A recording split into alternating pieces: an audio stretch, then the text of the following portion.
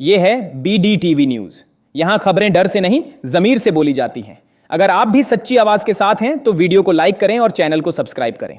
Delhi car blast मामले पर कांग्रेस नेता सुप्रिया श्रीनेट ने मोदी सरकार पर तीखा हमला बोला है। उन्होंने कहा कि यह घटना दिखाती है कि देश अब मजबूत हाथों में नहीं है। सुप्रिया ने आरोप लगाया कि भाजपा सरकार केवल भाषणों और प्रचार में व्यस्त है, जबकि देश की सुरक्षा व्यवस्था चरमरा गई है। उन्होंने सवाल उठाया कि राजधानी जैसी सुरक्षित जगह पर इतनी बड़ी सुरक्षा चूक कैसे हो सकती है। सुप्रिया ने कहा कि भाजपा शासन में आतंकवाद और अपराध दोनों बढ़े हैं और जनता अब डर के माहौल में जी रही है। विपक्ष ने घटना की निष्पक्ष जांच की मांग की है। नवीनतम एग्जिट पोल ने बिहार की राजनीतिक तस्वीर को पूरी तरह पलट दिया है। सर्वे के अनुसार इस बार भाजपा जदयू गठबंधन को भारी नुकसान हो सकता है, जबकि महागठबंधन राजद, कांग्रेस, वामदल को स्पष्ट बढ़त दिखाई जा रही है। रिपोर्ट में कहा गया कि जनता अब बदलाव चाहती है और बेरोजगारी, भ्रष्टाचार और महंगाई के मुद्दों पर भाजपा के खिलाफ माहौल बन चुका है। यही एग्जिट पोल लोकसभा चुनाव में भी भाजपा को बहुमत से दूर बताने में सही साबित हुआ था। राजनीतिक विश्लेषक मानते हैं कि यह रिपोर्ट भाजपा के लिए चेतावनी है कि बिहार में सत्ता बदलने का संकेत साफ है। सुप्रीम कोर्ट में चल रही सुनवाई के दौरान SIR स्पेशल इंटेंसिव रिवीजन प्रक्रिया पर विपक्षी पक्षों ने चुनाव आयोग की जल्दबाजी पर सवाल उठाए। वरिष्ठ वकील कपिल सिब्बल ने दलील दी कि यह प्रक्रिया बिना पर्याप्त समय और पारदर्शिता के चलाई जा रही है, जिससे मतदाताओं को नुकसान होगा। इस पर सुप्रीम कोर्ट ने कहा कि अगर कोई गड़बड़ी मिलेगी तो SIR एक्सरसाइज रद्द कर दी जाएगी। न्यायालय ने पूछा कि कुछ लोग इतनी आशंका में क्यों हैं जब आयोग ने सभी जिलों में समान प्रक्रिया अपनाई है। कोर्ट ने स्पष्ट किया कि लोकतांत्रिक प्रक्रिया में पारदर्शिता जरूरी है, लेकिन बिना सबूत डर फैलाना उचित नहीं। बिहार चुनाव के बाद भागलपुर जिले के एक स्कूल कैंपस में सफाई के दौरान बड़ी संख्या में वीवीपैट पर्चियां मिलने से हड़कंप मच गया। बताया गया कि स्कूल मतगणना केंद्र के रूप में इस्तेमाल हुआ था और खाना बनाने आए रसोइये ने दरवाजा खोलते ही कमरे में बिखरी पर्चियां देखीं। इसकी सूचना मिलते ही प्रशासन और पुलिस मौके पर पहुंची। विपक्षी दलों, खासकर राजद और कांग्रेस ने इसे भाजपा की चुनावी धांधली का सबूत बताया। उन्होंने आरोप लगाया कि सरकार मतगणना के बाद पर्चियों को छिपाने की कोशिश कर रही थी। चुनाव आयोग ने जांच के आदेश दिए हैं और कहा है कि पूरी पारदर्शिता बरती जाएगी। नीतीश कुमार ने 14 नवंबर की मतगणना से पहले जब मंदिर, मजार, गुरुद्वारे की यात्राएं की हैं, तो विपक्ष इसे पलटने की तैयारी के रूप में देख रहा है। उन्होंने पटना के महावीर मंदिर में पूजा की, हाई कोर्ट के पास की मजार पर सिर पर हरा साफा बांधा और गुरुद्वारे में मत्था टेक कर आते नजर आए। यह दृश्य काफी विवादित है, क्योंकि जब चुनावी माहौल में एक वरिष्ठ नेता अपने धार्मिक आध्यात्मिक लेआउट को सार्वजनिक कर रहा हो तो सवाल उठते हैं, क्या यह वोटरों को सांप्रदायिक संकेत देने का मामला है? विपक्ष और राजनीतिक विश्लेषक इस तरह की यात्राओं को प्रचार चालू मान रहे हैं।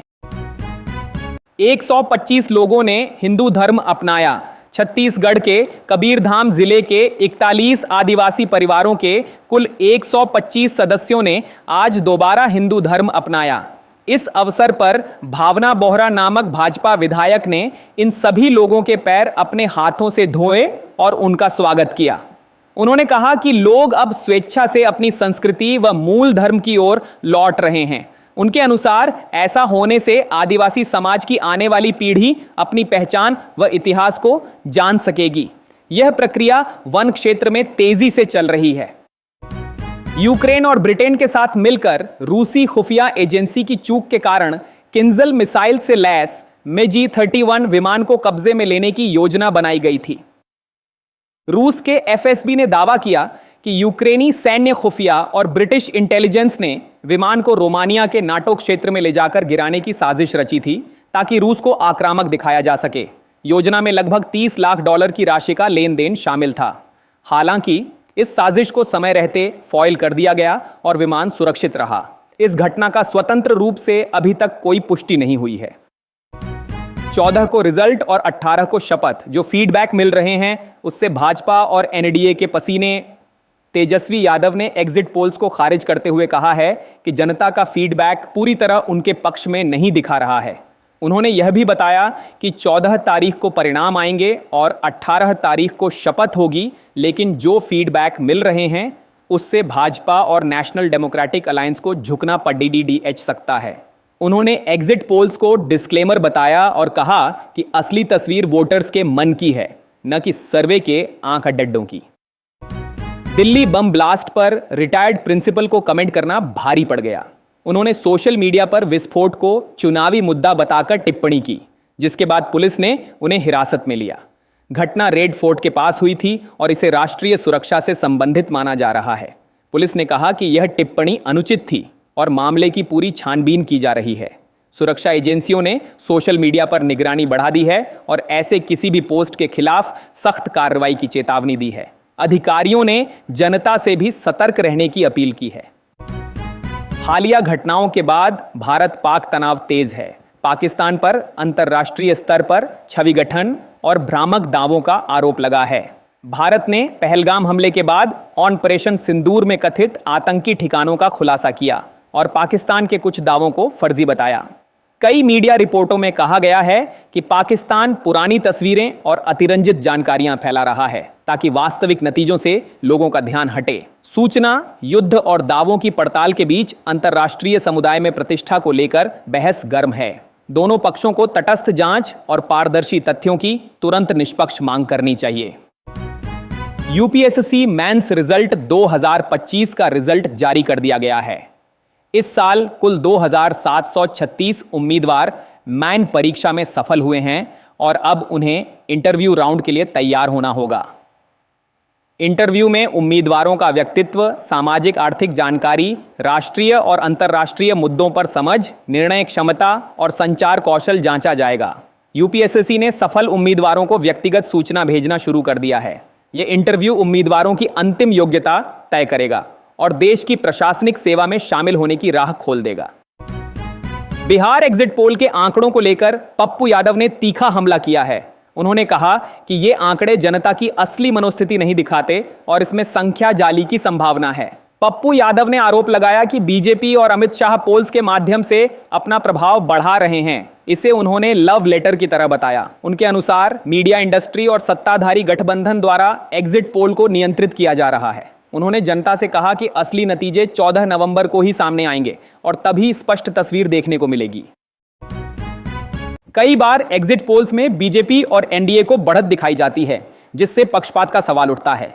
जनसत्ता की रिपोर्ट के अनुसार हाल के वर्षों में कई चुनावों में एग्जिट पोल्स ने एनडीए के पक्ष में अनुमान जताया, जो बाद में नतीजों से मेल नहीं खाया।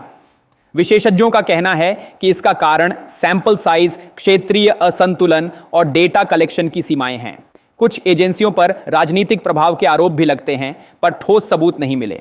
रिपोर्ट का निष्कर्ष है कि जानबूझकर दिखाने के प्रमाण नहीं, लेकिन प्रणालीगत झुकाव से इनकार भी नहीं किया जा सकता। दिल्ली कार ब्लास्ट मामले में प्रधानमंत्री नरेंद्र मोदी ने भूटान से लौटते ही एलएनजेपी अस्पताल जाकर घायलों से मुलाकात की। उन्होंने कहा कि इस हमले के पीछे की साजिश करने वालों को किसी भी हाल में छोड़ा नहीं जाएगा। यह धमाका लाल किले के पास खड़ी एक कार में हुआ था, जिसमें कई लोग घायल हुए और क्षेत्र में दहशत फैल गई। पीएम मोदी ने घायलों का हाल जाना और सुरक्षा एजेंसियों को तुरंत कार्रवाई के निर्देश दिए। एनआईए समेत अन्य एजेंसियां जांच में जुटी हैं और दिल्ली में सुरक्षा व्यवस्था खड़ी कर दी गई है। यूपी में चाहिए मुस्लिमों का वोट तो अखिलेश यादव को लेना होगा, यह फैसला। मौलाना ने दी चेतावनी। उत्तरी प्रदेश में आगामी विधानसभा चुनावों से पहले मौलाना शहाबुद्दीन रजवी बरेलवी ने कहा है कि सियासी समर्थन के लिए मुस्लिम वोट बैंक सिर्फ एक संख्या नहीं, बल्कि इस समुदाय की लीडरशिप और प्रतिनिधित्व चाहता है। उन्होंने स्पष्ट किया कि अगर समाजवादी पार्टी भारतीय राजनीति में मुस्लिमों का समर्थन पाना चाहती है तो 2027 में मुख्यमंत्री पद के लिए किसी मुस्लिम चेहरे को उम्मीदवारी देना होगा। मौलाना ने यह भी चेताया कि अगर यह नहीं हुआ तो मुस्लिम मतदाता अलग राह चुन सकते हैं। इस बयान से यूपी की राजनीतिक तस्वीर में हलचल तेज है। योगी सरकार ने महिलाओं के लिए कवच योजना लागू की है, जिससे महिलाएं अब 100% अपनी शर्तों पर करियर की उड़ान भर सकेंगी। यह योजना विशेष रूप से महिलाओं की सुरक्षा और सशक्तिकरण को ध्यान में रखकर बनाई गई है। इसके तहत सरकारी नौकरी, व्यवसाय या शिक्षा के क्षेत्र में महिलाएं अब स्वतंत्र निर्णय ले सकेंगी और उन्हें सुरक्षा, मार्गदर्शन तथा वित्तीय सहायता भी मिलेगी। योजना के अंतर्गत महिलाओं के लिए प्रशिक्षण कार्यक्रम, उद्यमिता सहयोग और कानूनी सहायता भी उपलब्ध होगी। सरकार का उद्देश्य है कि महिलाएं आत्मनिर्भर बनें और समाज में समान अवसरों का लाभ उठाएं, जिससे उनका करियर और व्यक्तिगत विकास सुनिश्चित हो। दिल्ली के लाल किले के पास हुए कार विस्फोट से पहले ज्योतिषी प्रशांत किन्ही ने सोशल मीडिया पर भविष्यवाणी साझा की थी, जिसमें उन्होंने अगस्त 2025 में पहलगाम 2 नामक बड़ी घटना की चेतावनी दी और इसे नवंबर-दिसंबर 2025 में घटित होने वाला बताया। यह पोस्ट धमाके से कुछ घंटे पहले वायरल हो गई और लोगों में सनसनी फैल गई। सुरक्षा एजेंसियों ने अभी तक इस भविष्यवाणी और विस्फोट के बीच किसी सीधे संबंध की पुष्टि नहीं की है। सोशल मीडिया पर यह चर्चा तेज हो गई है और जनता में उत्सुकता और चिंता दोनों बढ़ी हैं। घटना के पहले संदिग्ध आतंकवादियों ने एक दूसरे को दावत के लिए बिरयानी तैयार है जैसे कोडवर्ड्स के साथ संदेश भेजे थे, जिससे यह संकेत मिलता है कि धमाके की योजना बन चुकी थी। जांच एजेंसियों के अनुसार बिरयानी शब्द का इस्तेमाल विस्फोट को अंजाम देने के लिए कोड के रूप में हुआ। इन मैसेजों की पड़ताल से पता चला कि आतंकियों ने सरल भाषा में योजना साझा की ताकि बाहर से इसे समझा न जा सके। इस खुलासे ने सुरक्षा एजेंसियों को आतंरिक नेटवर्क और संकेत प्रणालियों पर और सतर्क रहने की आवश्यकता बताई।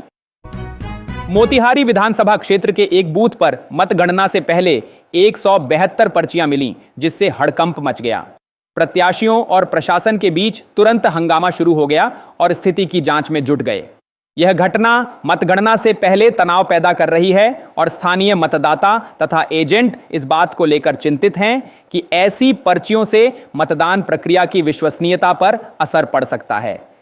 निर्वाचन आयोग की टीम ने तुरंत मामला दर्ज कर जांच शुरू कर दी है। प्रशासन और चुनाव अधिकारियों ने सुरक्षा और पारदर्शिता सुनिश्चित करने के लिए कदम उठाए हैं।